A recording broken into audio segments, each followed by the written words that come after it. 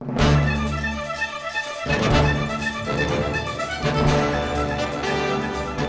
à toi et bon retour sur ma chaîne, ou bienvenue si tu ne me connais pas. Je me présente, je m'appelle Aurore et je suis spécialiste en loi de l'attraction et manifestation consciente. Et sur cette chaîne, je vais t'aider à éveiller ton pouvoir créateur afin de manifester la vie de tes rêves.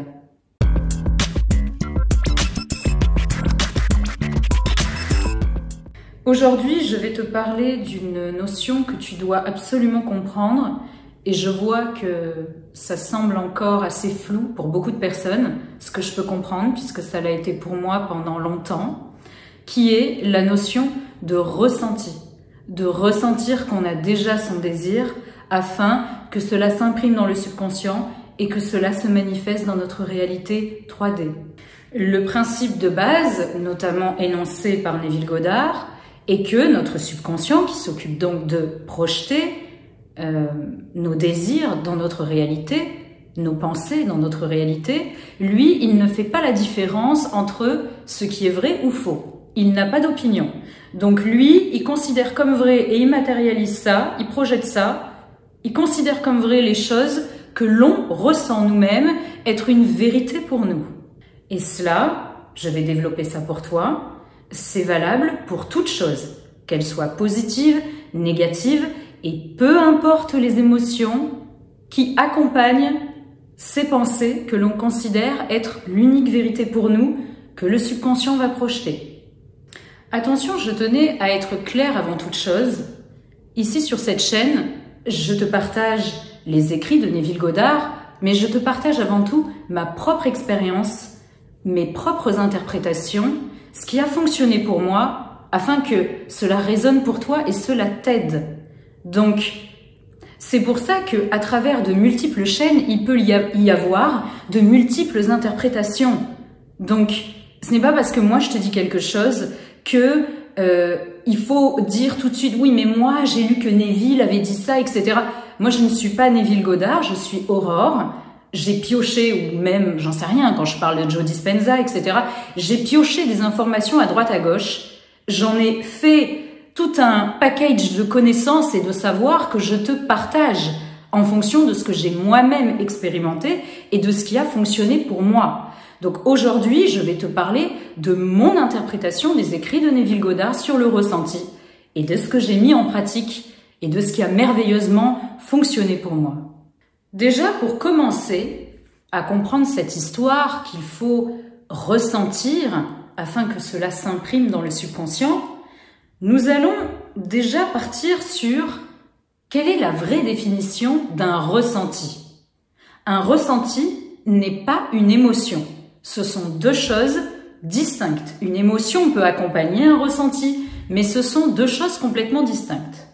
Un ressenti, c'est ni plus ni moins qu'une opinion, une impression liée à la manière dont nous percevons une situation, une personne. Ce n'est pas une émotion. Ça peut l'accompagner, comme je l'ai dit précédemment, mais ce n'est pas la définition d'un ressenti, c'est une opinion. Donc en fait, tu dois savoir que ton subconscient, lui, il reçoit ce que tu déclares. Surtout, j'ai remarqué à voix haute. Bon, après, c'est pareil, c'est sujet qu'à mon expérience. Moi, je vois plus de résultats quand j'affirme à voix haute, mais ton subconscient, il écoute ce que tu lui dis. Il n'est pas du tout sensible aux émotions qui accompagnent ton ressenti, puisque ton ressenti, c'est une opinion. Donc, lorsque tu affirmes, qu'est-ce que tu fais? Tu exprimes ton opinion / ressenti à ton subconscient qui, lui, l'imprime. Peu importe l'émotion qui accompagne la déclaration que tu émets. Mais c'est sûr que je comprends que ça prête que ce soit confus, puisque on dit oui, les émotions que je ressens. Mais c'est pareil, un ressenti, c'est une opinion de tes émotions. Déjà, tu dois savoir qu'une émotion ne manifeste pas. Une émotion est une manifestation d'une pensée. Ça, c'est vraiment quelque chose que tu dois intégrer. Donc, une manifestation ne manifeste pas. Ta 3D ne manifeste pas ta 3D, ce sont tes pensées. Donc, tu ne dois pas avoir peur de tes émotions et surtout, tu ne dois pas te poser ce genre de questions lorsque tu affirmes. Ce n'est pas grave de ne pas ressentir certaines émotions que tu penses qu'il serait bien de ressentir, parce que ça, c'est pareil. C'est sujet qu'à une interprétation. Une certaine émotion ne devrait pas forcément directement être liée à une certaine déclaration pour qu'elle soit vraie. Ce qui rend vraie la déclaration, c'est ton opinion sur cette déclaration. Et, du coup, ton subconscient, lui, matérialisera ça parce que pour lui, c'est vrai. Tu peux très bien être convaincu de la véracité d'une phrase et la dire avec colère. Ou être convaincu d'autre chose et le dire avec joie, etc. En fait, quand Neville dit de ressentir les émotions quand tu visualises, c'est pour t'aider à changer ton opinion sur tes déclarations et tes visualisations. C'est pas ça qui va manifester. C'est que plus ton opinion sur ce que tu dis, pour toi, elle est l'unique vérité, plus rapidement ça va s'imprimer dans le subconscient et plus rapidement tu l'expérimenteras. Ton subconscient, il imprime pas ce que tu dis avec joie. C'est pas ça qui est écrit d'ailleurs. Hein. Y a pas d'émotion liée en fait à cette histoire de ressenti directement. Ça n'a jamais été écrit. Mais c'est sûr que je comprends. Moi, j'ai été dans cette confusion également. C'est pour ça que je tenais absolument à éclaircir ça. Et c'est sûr que de par notre expérience et de ce qu'on pense et de ce qu'on nous a appris, certaines émotions iraient bien avec certaines déclarations. Donc on considérerait ça plus facilement comme être vrai. Mais une émotion ne valide pas la véracité d'une déclaration. Ça, non. Et je vais t'expliquer un concept très facile à comprendre de quand tu étais enfant. Comme ça, tu vas vraiment te rendre compte que ce ne sont pas tes émotions qui créent ta réalité. C'est ce que tu dis, c'est tout. Ce que tu déclares. Puis bon, on en revient toujours à ça. C'est que ce qu'on veut, c'est ressentir tout le temps des émotions agréables. Parce qu'il y en a qui sont agréables et d'autres non.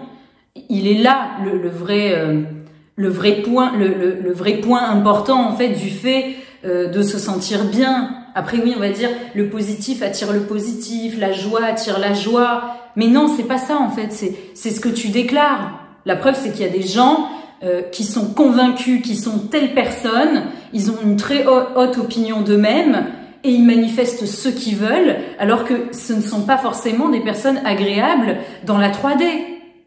Donc, c'est ce que tu considères comme vrai qui manifeste, pas les émotions. Après, on veut tout aligner pour que ta vie soit agréable et parce que le problème, c'est que vu qu'une émotion est quand même liée à une certaine déclaration, de par ce que je vais t'expliquer après, forcément, quand tu vas ressentir une certaine émotion, ça peut engendrer des pensées contraires parce qu'elles sont liées. Mais à la base, tu dois te rappeler que c'est une pensée répétée qui a matérialisé certaines situations que tu as vues et expérimentées, qui ont commencé à générer certaines émotions chez toi, qui ont créé un modèle. Du coup, maintenant, quand tu ressens une émotion, tu penses à quelque chose, mais ça ne veut pas dire que ce mécanisme est dans ce sens-là, que c'est une émotion qui crée une pensée, qui crée une réalité. Non, c'est une pensée qui crée une réalité et il y a des émotions qui accompagnent, qui font partie de la manifestation de cette réalité qui est générée par cette pensée.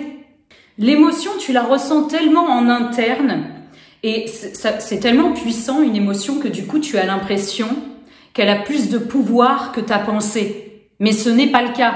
Quand tu dis « je suis extraordinaire », même si à l'intérieur tu as une boule à l'estomac, ton émotion n'imprimera pas ça dans ton subconscient, c'est ce que tu dis.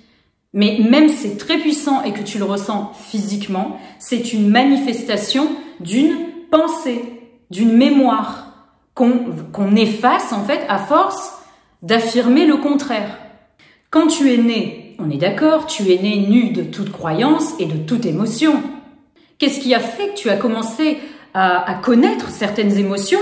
C'est à force d'expérimenter certaines choses qui ont été dues à ton système de croyance qui a été intégré en toi malgré toi, tes parents, la société, etc., qui ont fait que tu as expérimenté certaines choses et des émotions sont venues avec à force de répétition. Tu ne pourrais jamais connaître la tristesse si tu ne l'avais jamais expérimentée. Au début, quand on te dit tu es nul, je ne sais pas ce que c'est, tu peux pas ressentir l'émotion qui l'accompagne. de par ce que tu as vécu, ton interprétation, tu y as associé une certaine émotion. Il y a des gens, on peut leur dire qu'ils sont nuls, ils en ont rien à faire. Ça va pas les rendre tristes, etc. Donc, une émotion, c'est vraiment une manifestation. Donc, par définition, je t'assure qu'à force de répéter les choses que tu veux, être expérimenté, ça va changer. Mais vraiment, déjà, si tu appliques l'exercice de 10 minutes d'affirmation robotique, dont je te mettrai la vidéo en lien, tu verras que après 10 minutes de « je suis une personne extraordinaire, j'ai toujours tout ce que je veux, tout se déroule toujours à mon avantage, etc. » Si tu ressentais un mal-être avant la série de 10 minutes, tu verras que ton état émotionnel change. Et plus tu fais ces exercices, plus ça va changer. De plus, c'est bien, hein, oui, évidemment, on dit qu'il faut avoir foi dans l'invisible pour rendre le chemin agréable, mais on croit vraiment en une assumption et une déclaration quand on finit par l'expérimenter avec nos 5 sens. Donc, tu verras qu'à force d'affirmer, tu finiras par y croire. Quand tu le verras avant même de commencer à y croire, surtout. Parce que quand tu vas commencer à affirmer, déjà, tu vas ressentir des changements en toi. Puisque quand tu étais enfant, c'est à force qu'on te répète des choses que des émotions sont créées. Donc, je t'assure qu'en répétant l'inverse, d'autres émotions arriveront. Les émotions sont une manifestation de pensée. Non seulement tu commenceras à ressentir les émotions qui accompagnent ce que tu déclares, si tu es discipliné, que tu le fais avec persévérance. Et en plus, quand tu déclares, ça s'imprime. Donc, c'est inévitable. Tu commenceras à voir des résultats. Peut-être pas la grande manifestation que tu veux, mais déjà, tu verras les gens se transfigurer autour de toi, être agréables, attirer des expériences positives, plein de petites choses qui vont rendre ta vie agréable. Et du coup, forcément, des émotions agréables vont venir avec. Tes émotions négatives, elles sont venues, à force d'expérimenter des circonstances désagréables, défavorables, qui ont été induites par ton programme, qui a été introduit en toi, malgré toi, à force de choses que tu as entendues quand tu étais enfant et que ton subconscient était une éponge. Donc, non seulement quand tu vas commencer à affirmer, il y a des émotions qui vont venir. Deuxièmement, tu vas commencer à avoir des résultats. Donc, forcément, tu vas commencer à croire et à ressentir des émotions positives en adéquation avec ce que tu veux. Et puis après, ta grande manifestation, elle va arriver. Vraiment, ça doit être clair parce que ça nous met dedans et on comprend pas. Et du coup, en fait, vu qu'on n'arrive pas à ressentir certaines émotions qu'on pense qu'il serait bien de ressentir, on pense qu'on fait mal le travail, ça nous déprime, etc. Ça nous motive pas. Non, tu dois faire ton travail, j'allais dire bêtement, parce qu'il faut quand même... Moi, je vais faire une vidéo spécialement sur ça pour t'expliquer comment tu dois énoncer tes affirmations pour qu'elles soient vraiment efficaces. Tu dois les énoncer comme si tu parlais à quelqu'un avec conviction, à ta meilleure amie, ton meilleur ami, quelqu'un en qui tu as confiance. Donc, tu joues un jeu de rôle et tu verras qu'en faisant ça, déjà, il y a des émotions qui arrivent. Donc, tout ça pour dire que tu ne dois pas te démotiver parce que tu te sens déprimé, pas bien, en affirmant. Tu dois persister. Parce que c'est ça qui fait qu'en fait, ça ne bouge pas. C'est que une des raisons, tu commences à affirmer, tu n'arrives pas à ressentir les émotions, t'es pas bien. Du coup, forcément, vu qu'une émotion, je l'ai dit, c'est une manifestation d'une pensée, liée à une mémoire, etc., dès que tu ressens cette émotion de dépression, tu vas penser aux pensées qui ont, au prime abord, créé cette émotion. Du coup, c'est le chat qui se mord la queue, donc tu vas alimenter des pensées contraires. Alors, qu'il suffit juste de te dire, c'est pas grave, même si je ressens des émotions négatives, j'affirme ce que je veux. Et tu verras qu'en faisant ça, en persévérant, peu importe les émotions que tu ressens, tu vas finir, déjà, tu vas commencer à ressentir des émotions différentes et tu finiras par avoir ce que tu veux. Ça, c'est sûr. Et que toi, ta vie soit un bonheur à chaque instant. Et les émotions négatives, elles partiront. Si j'y suis arrivée, tu peux y arriver. Je te promets. Vraiment, tu peux pas t'imaginer à quel point j'étais au fond du trou quand j'ai commencé mon processus. Si je suis arrivée à ressentir de belles émotions, juste en affirmant, tu peux y arriver. Ça, c'est sûr. Et ce n'est pas grave, je le répète. Si tu ne les ressens pas au début, ça s'imprime quand même. Ça doit être clair pour toi et une vérité pour le coup. Grâce aux affirmations et les robotiques, tu vas pouvoir recréer ce schéma. C'est ça le but. Mais c'est sûr que selon les mémoires ancrées, il faut de la persévérance. Puisque, comme je l'ai dit précédemment, les émotions sont quand même liées.